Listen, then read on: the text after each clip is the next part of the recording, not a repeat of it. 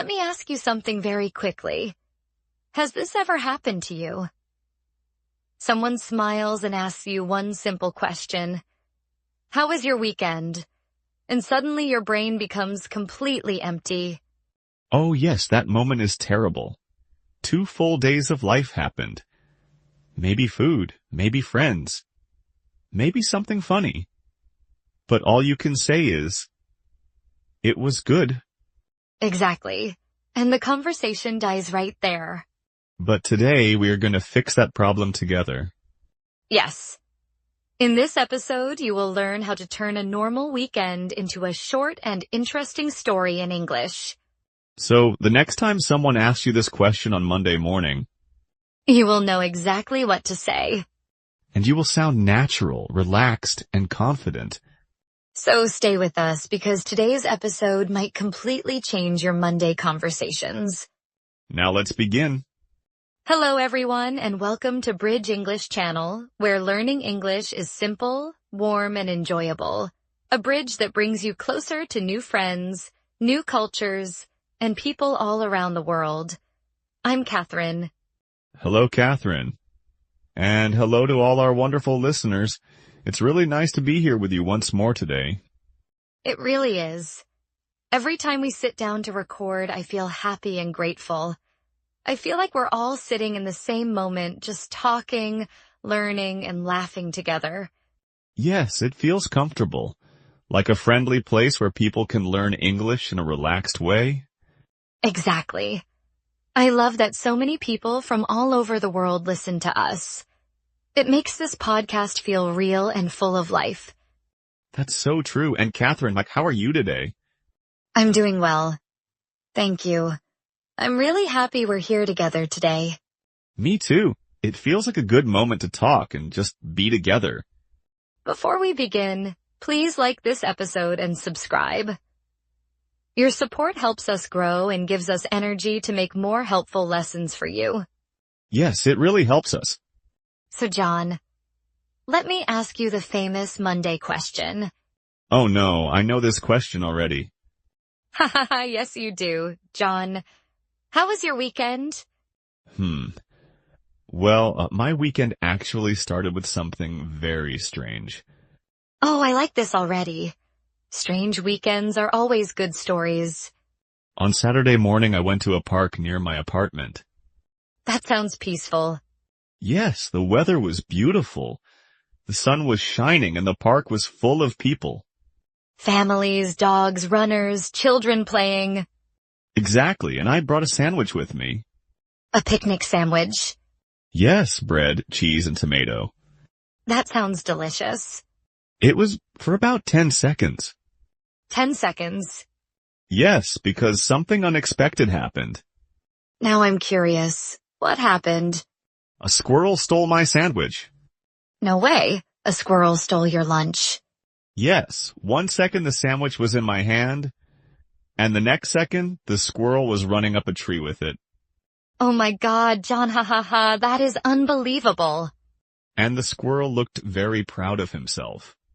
I can imagine that. Sitting on the branch with your sandwich? Exactly, eating my lunch like a tiny king.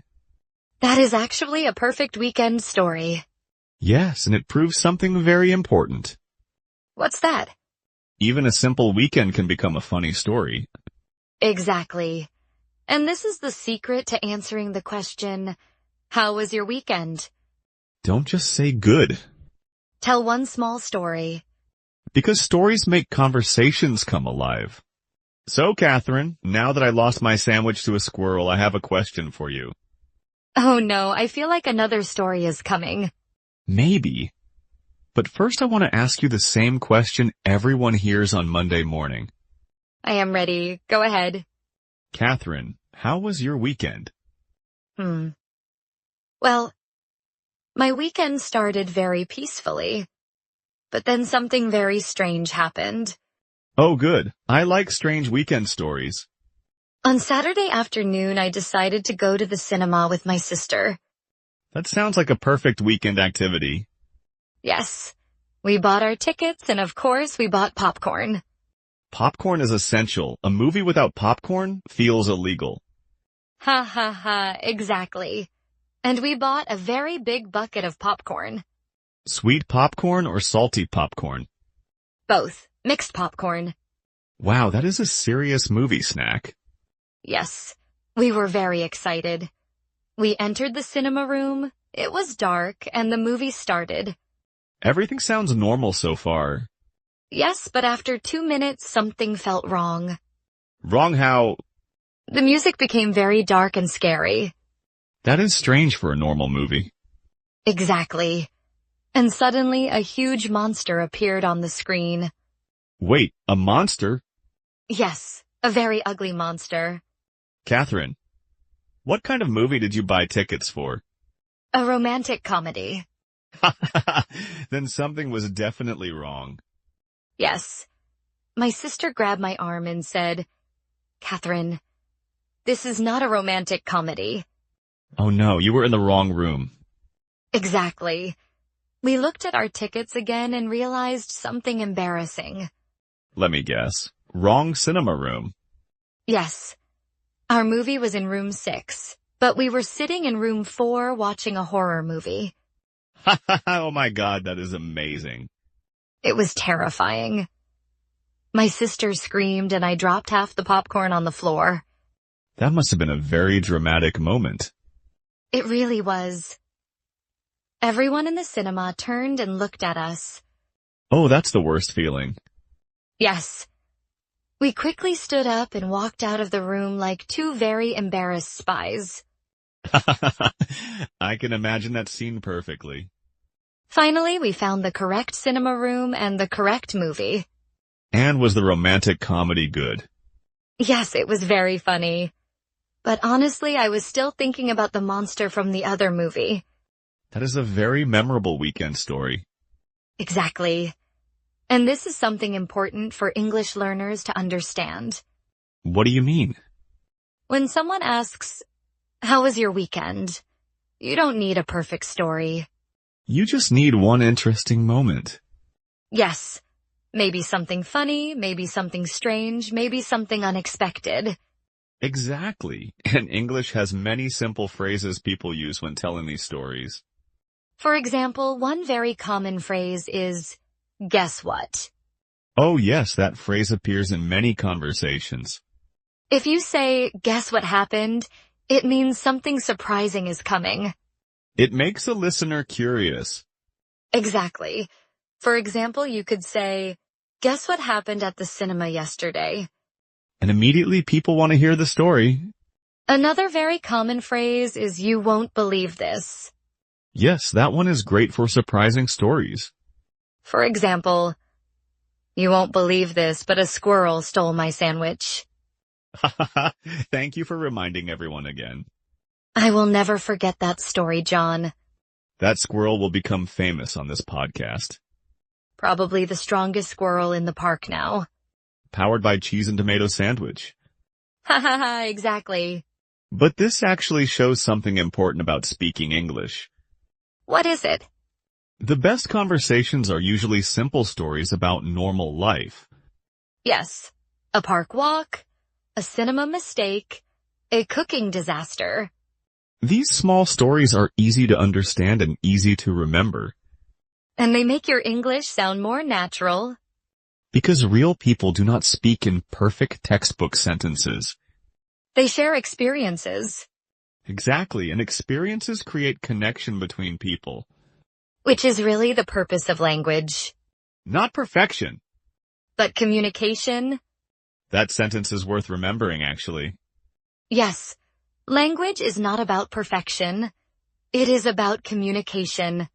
I like that sentence very much. Me too. And when you start telling little stories about your weekend, conversations suddenly become more alive. People laugh, react, ask questions. Exactly, like we are doing right now. Speaking of which, something unexpected also happened to me on Sunday. Oh, really? Another story. Yes, and this one surprised me even more than the squirrel. Now I am very curious. What happened on Sunday, John? Well, I went to the library to find a new book about history. That sounds like a calm Sunday activity. Yes, it was very quiet. The library was peaceful and full of books. I love that smell of books in a library. Me too. But while I was walking between the shelves, I saw someone who looked very familiar. Familiar how? Like someone from my past. Oh, that sounds interesting. And when the person turned around, I suddenly realized something unbelievable. What was it? It was my childhood friend David, a friend I had not seen for 10 years. Wow. That must have been an amazing surprise. It really was, and that moment made my whole Sunday feel special. Wow, John. Seeing a friend after 10 years must feel almost unreal. It really did. For a second, I just stood there staring because my brain was trying to understand what was happening. That happens sometimes when we see someone from the past. Exactly. And then he looked at me and said, "John, is that you?" Oh, that must have felt wonderful. It did. Suddenly, we were both laughing because we could not believe it.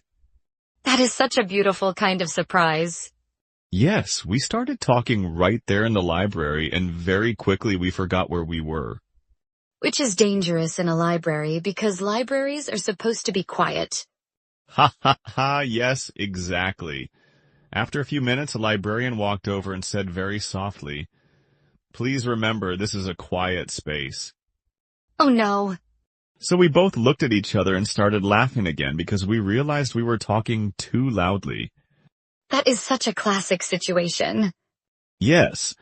So we decided to leave the library and go to a small coffee shop nearby. That sounds like the perfect solution. It really was. We sat there for almost 2 hours just catching up on life. Catching up is another very useful expression, actually. Yes, it is used all the time in English. When people say catch up, they mean talking about everything that happened since the last time you met. Exactly. Jobs, family, travel, memories, everything.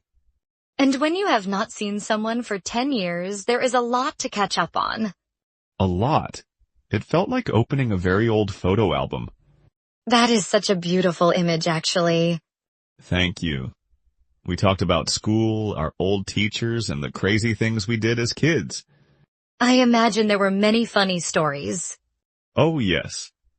Some stories were so funny we were laughing so loudly that people in the cafe started smiling at us. That is the best kind of conversation. Yes, real laughter, real memories, real connection. And this is exactly why talking about weekends is such good English practice. Because weekends are full of these little human moments. Exactly. Maybe you meet an old friend. Maybe something funny happens. Maybe you help someone. Or maybe a squirrel steals your sandwich. Oh my God, John, ha ha ha, you will never let that story go. Never. That squirrel changed my weekend forever. Ha ha ha, fair enough. But you know something interesting, Catherine? What is it? When people talk about their weekend, they usually share feelings more than events. That is very true, actually. For example, someone might say, "My weekend was relaxing." Or, my weekend was busy. Or, "My weekend was surprising." Exactly. These small descriptions help people understand the mood of your weekend. And then you can add one short story to explain it. Yes. For example, you could say, my weekend was surprising because I met an old friend in the library. Or, "My weekend was funny because a squirrel stole my sandwich." Ha ha ha. The famous sandwich story again. I will keep telling that story for the rest of my life. Honestly, it is a great conversation starter. It really is. And that is something we want our listeners to remember today. You do not need perfect grammar to have a good conversation. You only need a simple story and a little confidence. Exactly. Because communication is more important than perfection. That sentence is very powerful, actually. Yes, communication is more important than perfection. When learners remember that idea, speaking becomes much easier. And conversations become much more enjoyable. Which is exactly what language is for. To connect people. To share moments, and to tell the small stories that make life interesting. even if those stories include stolen sandwiches and scary cinema mistakes. Hahaha, very true. So now we have a question for everyone listening today. Yes, we do.